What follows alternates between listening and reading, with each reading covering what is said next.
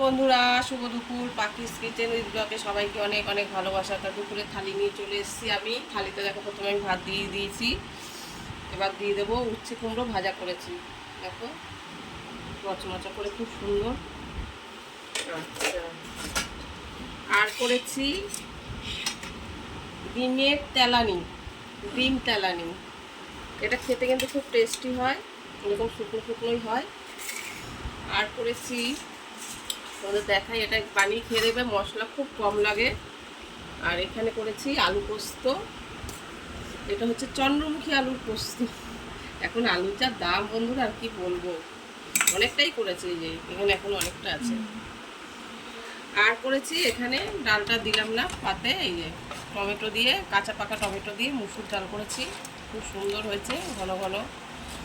আর last পাতে চাটনিটা আজকে বানাইনি, ওটা কালকের চাটনি, এই যে রয়ে গেছে অনেকটাই, ওই জন্য আজকে আর বানাইনি। এই হলো আজকের আমার দুপুরের থালি। দেখো থালিতে তো দেখিয়ে দিলাম, উচ্ছে কুমড়ো ভাজা, ডিমের তেলানি, আলু পোস্ত, আর ডাল তো রেখে দিয়েছি। তা কে কে এরকম পছন্দ করো আমাকে অবশ্যই বলো। টাটা।